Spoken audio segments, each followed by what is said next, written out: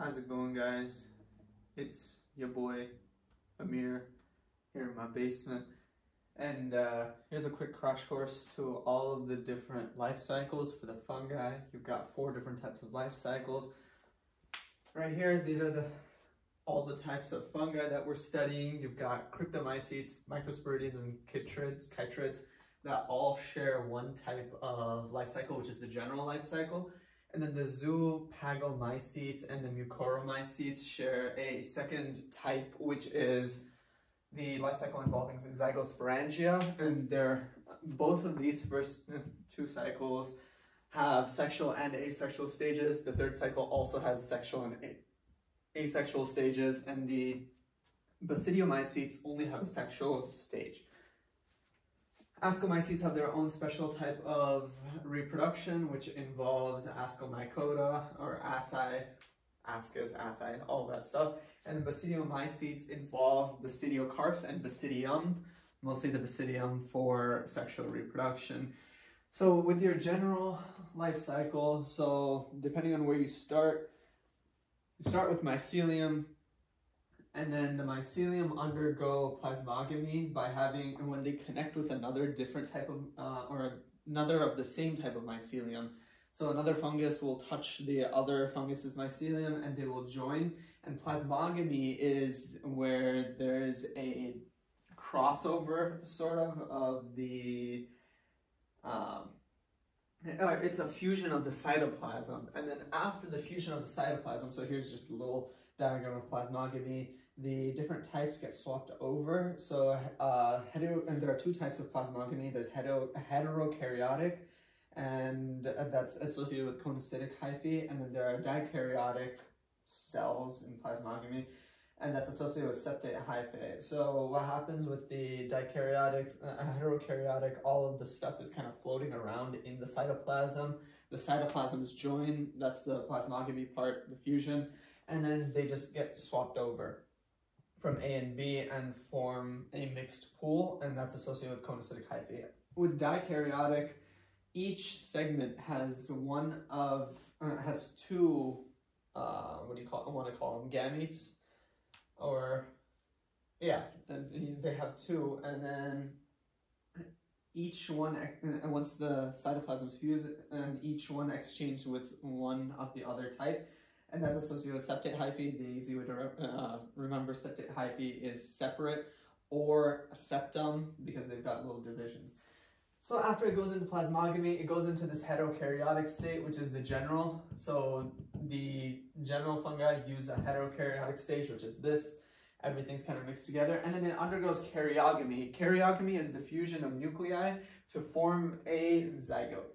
And then now, with that karyogamy stage, you transition from being haploid to diploid, and you have a diploid zygote, which undergoes meiosis to divide into individual spores or gametes. And these spores germinate and form a mycelium. And the cycle repeats. Once it goes and touches another mycelium.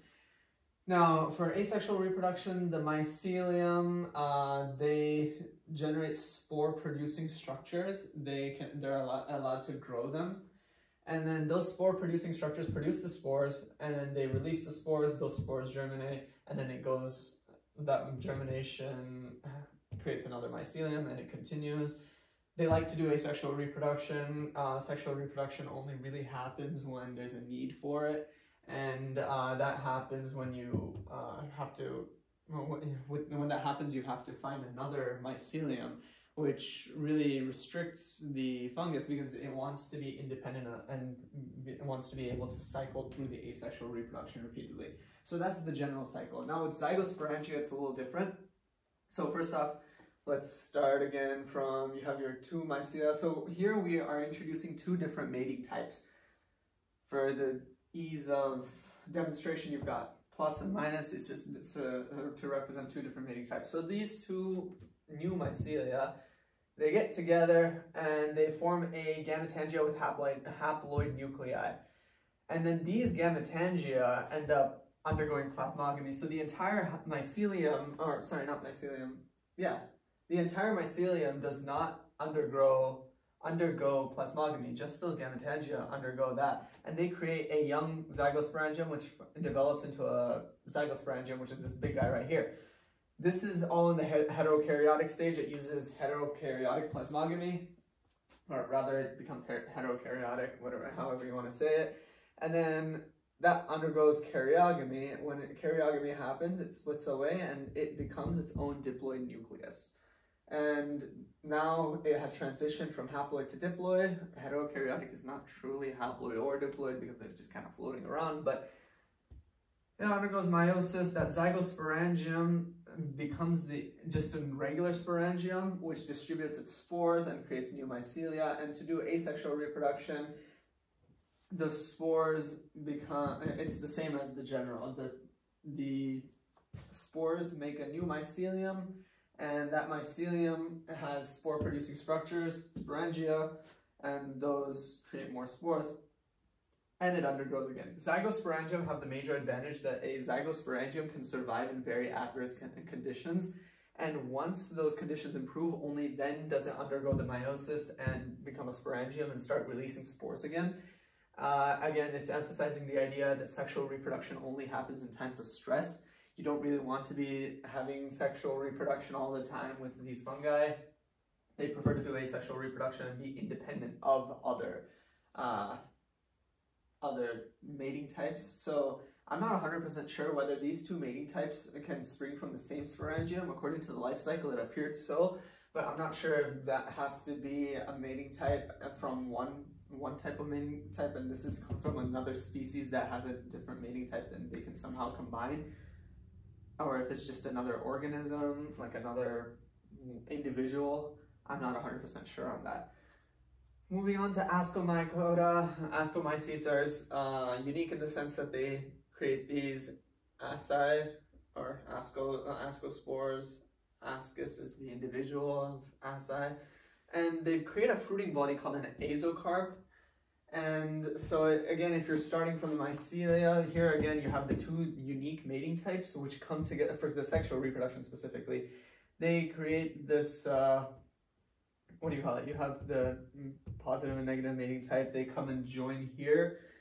The conidia from one of them can fuse onto the mycelia that has been developed over here. The conidia is almost a type of spore. It's a gamete which contains one set of genetic code and forms, and then it can fuse that and create these.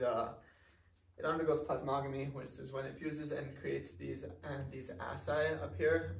Each individual ascus is then dikaryotic. So here the difference is these first two cycles, general and zygosporangia, have a heterokaryotic stage, which is this type of plasmogamy.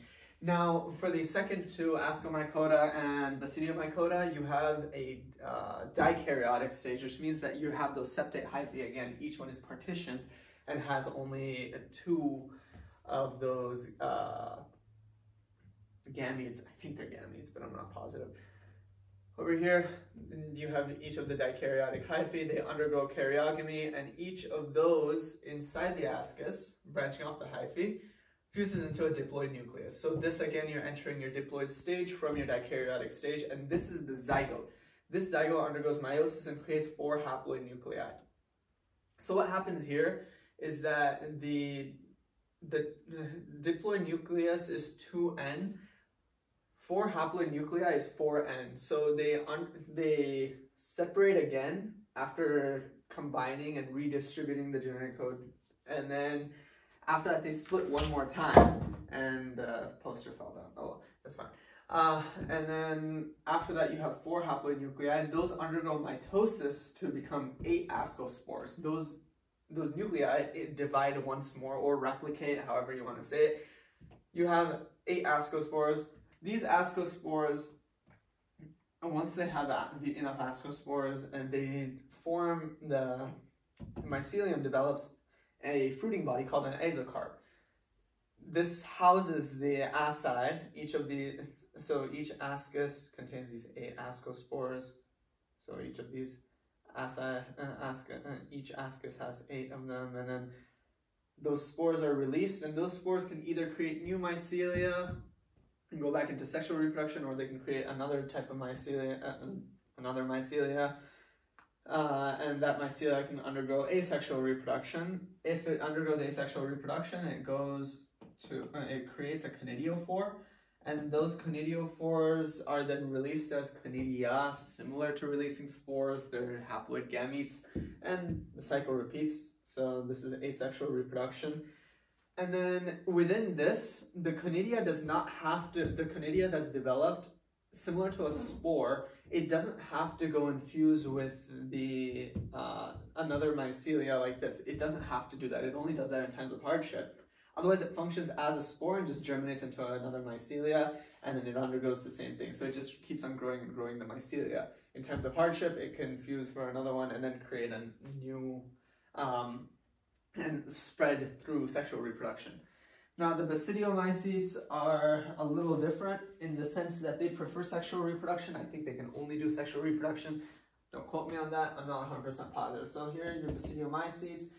The basidiomycetes are normally like the mushrooms we find at the store. That's the most common type of basidiomycete. And these guys have, let's see, so you start with your mycelia, haploid mycelia of two different mating types. They undergo plasmogamy. Again, they're fusing. It's dikaryotic again, so you've got the septate hyphae, the plasmogamy, and then that creates a dikaryotic mycelia. And that dikaryotic mycelium is generally very long-living, and that's what's basically unique. And that's one of the unique features of basidiomycete, is that it has that long-living dikaryotic mycelium. So again, dikaryotic stage.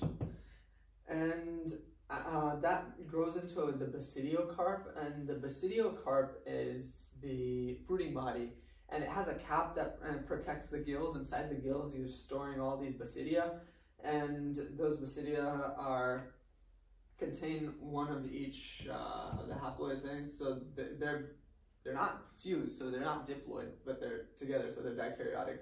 Those undergo karyogamy and enter the diploid stage. You've got diploid nuclei, which then undergoes meiosis, and each of those each basidium has 4 haploid nuclei at that point. So again, you're splitting and then splitting one more time, and you end up with 4.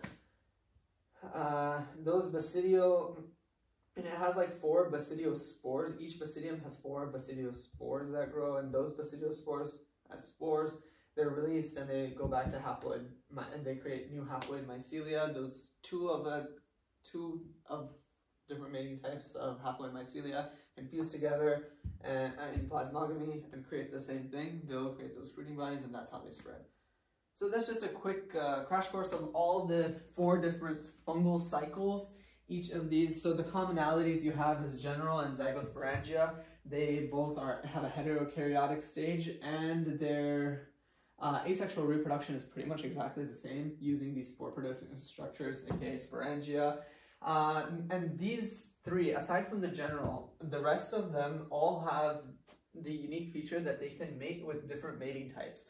That's really not a concept with the general ones. You don't really have different mating types to speak of, and you don't have that crossover. The first 3 have the commonality that they have asexual reproduction stages, which they prefer over the sexual reproduction. Basidiomycetes, well, at least we didn't learn about any asexual stage.